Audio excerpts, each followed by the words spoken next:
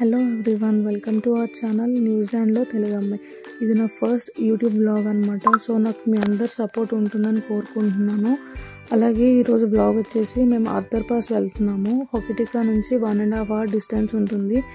And road journey చాలా బాగుంటుంది, scenic ఉంటుంది.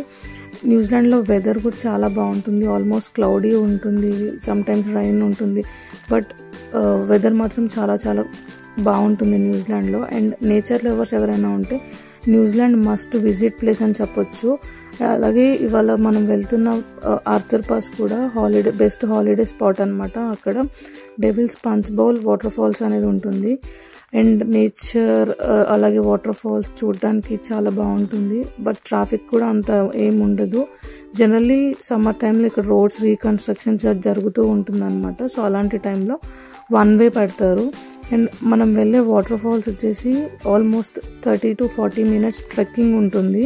బట్ ఎంజాయ్ చేస్తాం బాగా.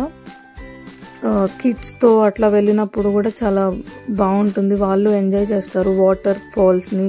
అండ్ ఇక్కడ కనిపిస్తున్న వాటర్ ఫాల్స్ దగ్గరికి మనం ఇప్పుడు వెళ్తున్నాము. సో లైక్ అక్కడికి ట్రెక్కింగ్కి వెళ్ళే మధ్యలో లేక్ లాగా ఉంటుంది అనమాట. బ్రిడ్జెస్ ఉంటుంది, సస్పెన్షన్ బ్రిడ్జ్ ఆ టైప్ ఉంటుంది. బట్ వెదర్ అండ్ నేచర్ మాత్రం చాలా బాగుంది ఇక్కడ. సో ఇలా స్టెప్స్ ఉంటాయి అన్నమాట ట్రెక్కింగ్కి. వాటికి కంఫర్టబుల్ ట్రెక్కింగ్ అన్నమాట. And almost like it's very worth it అనమాట మనం వాటర్ ఫాల్స్ చూడటానికి.